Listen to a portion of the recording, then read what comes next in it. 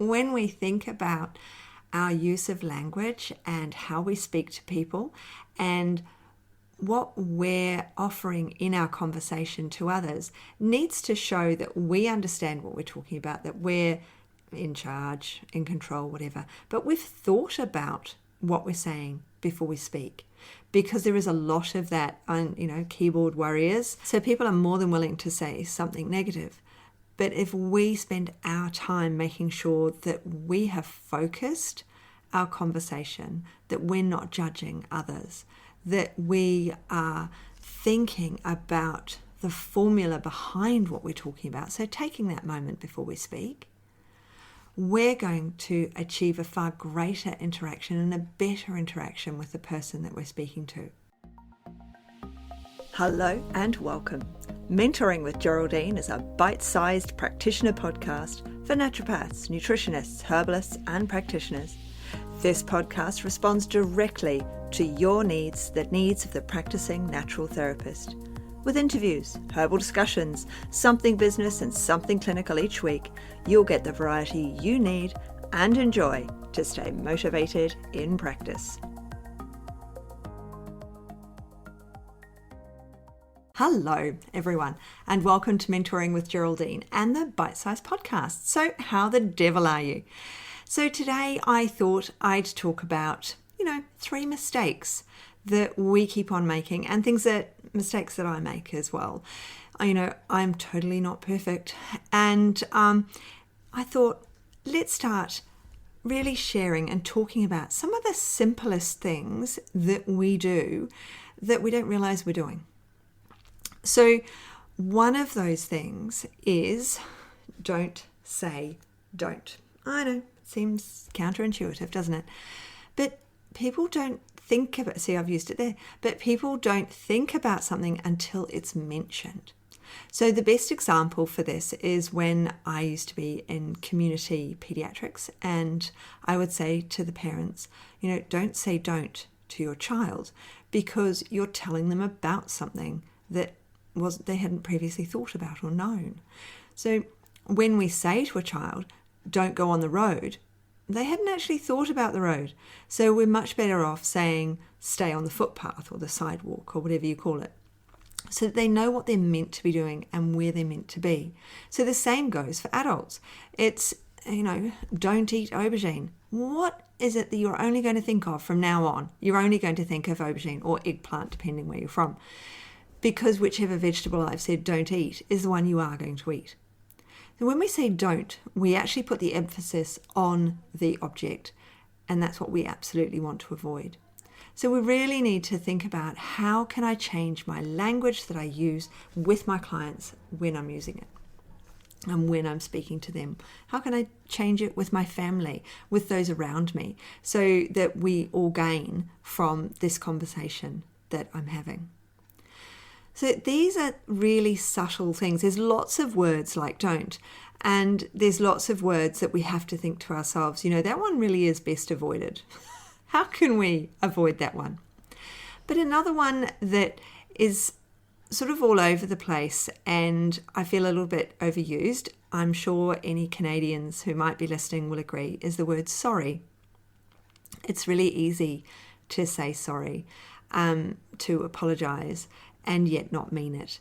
So rather than just apologizing for no reason, and if someone says sorry to you, then say thank you, or that's okay.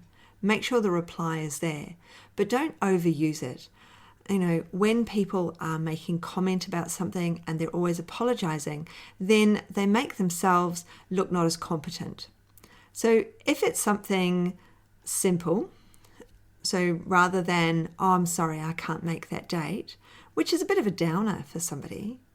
So how about, actually, that's not suitable for me, that date. What about next Wednesday? Because that's far more of a logical reply anyway than, oh, sorry, I can't make it. Because, oh, sorry, I can't make it sounds a little bit like an excuse, whereas I can't actually make that day. What about blah date instead? We're actually really focusing the mind on where we want to move it to, what we want to do.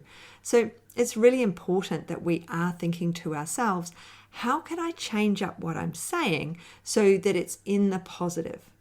So the person that I'm speaking to receives that positive conversation, that positive thought process from me rather than the negative one. And there's lots of words and sayings. But the other thing I thought I would touch on today, which isn't a word or a saying, and that is, we're obsessing over things. I was reading, I get the news on my watch and it comes through all the time. The ABC News comes through all the time on my watch. And it was a person regretting having not bought something. Now, I really regret not buying a house in the 80s. Oh boy, do I regret not buying a house in the 80s. However, the 80s have gone. Long time ago. And so we can't obsess over things that could have been, should have been, would have been. Obsessing over these things is wasting our energy. So where the other two are words and we're wasting that communication time, we're wasting that energy in communication, we're misaligning and we're struggling to make a focus in the conversation, that's exactly the same with obsessing over something that could have been or should have been or was in the past. So it means that we're not looking at the here and now. And not at the future either. Don't obsess over, what's going to happen in the future, because it will or won't happen. It's great to have a plan, but make it a movable plan. Make it one that's not set in stone. If you've got a vision board and you have a Lamborghini as your main vision in the middle, and then you finally get the money to have a Lamborghini, and Lamborghini say, oh, sorry, we're not making any this year. We're all booked out. You can't have one for 5 years anyway. Then you're going to have to find a different vision. So, maybe you go and buy an Aston Martin. I don't know. But the point being is that we've got to move. It's movable. The plan is movable. It's not set in stone, so that when we get to a point, we don't immediately go, oh, it's ruined, that's it, I can't have a Lamborghini, I might as well just give up. I've never been in a Lamborghini, by the way. So if someone's got one and wants me to take me for a ride in one, yeah, I'm there, but you will have to drive up to my place. I'm not coming to you. So when we think about our use of language and how we speak to people and what we're offering in our conversation to others needs to show that we understand what we're talking about, that we're in charge, in control, whatever. But we've thought about what we're saying before we speak, because there is a lot of that, keyboard warriors pronouncing everything and telling us we're all rubbish, and in their how many characters they've got at the bottom of TikTok or on YouTube or wherever it is. And so people are more than willing to say something negative. But if we spend our time making sure that we have focused our conversation, that we're not judging others, that we are thinking about the formula behind what we're talking about, so taking that moment before we speak, we're going to achieve a far greater interaction and a better interaction with the person that we're speaking to. And if our thoughts are aligned with this positive interaction and this future pacing and where we're heading to, and making sure we're focusing here on the now, the stay on the footpath, rather than don't go on the road. So if we're focusing on the now and we're focusing a little bit into the future, that vision board is very practical, very scalable, and we're very much able to get there, then we're able to go, okay, these are my tasks to get there. This is how I'm going to do this, using this positive format of language, using this positive format within me that helps me to achieve that aim, to go down that road and achieve what I want to achieve, because I've spoken in an organized, sensible and formulated way, a formulaic way sometimes. Sometimes we use a script for things once we've got used to saying something. If you've been to my Finding Your Flow webinars, then you'll hear me saying, I want people to repeat, next time I see you, next time I see you in the appointment, so that the client knows, Yeah, I'm coming back the next time I see you. So we do have formula in what we say. We do have to have common sense and reality in what we say as well, so that we feel confident saying what we need to say. We feel there's a focus to what we're saying, and we feel that there's a pathway that we can head down to achieve what we want to achieve. So I just really wanted to get those few little words out today and out to the world. So I'm going to leave it at that, a nice short one. Now, if you're watching me on YouTube, you'll see I've got new glasses. Hope you like them. If you're not on YouTube and you're listening on the cast, then are you in the Facebook group Strictly Education and Support? Because in there I do a weekly live. It's hashtag Training Tuesday, but it could actually be any day of the week, depending how busy I am. But the hashtag has stuck now. So I've just introduced the new hashtag Training Any Day, but it will take a while to catch on, I'm sure.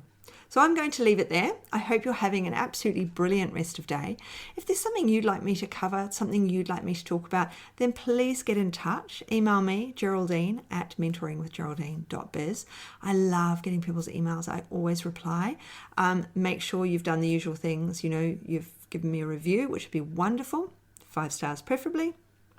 And you've shared this podcast with your colleagues and friends that you know might benefit.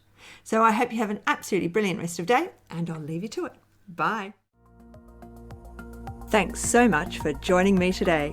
Don't forget to rate, review, and subscribe to the podcast for the weekly episodes. If you'd like even more support and learning, then the Academy is for you. Here you'll find part 2 of the herbal discussions, more clinical learning, and case studies to support your clients in practice. Bye for now.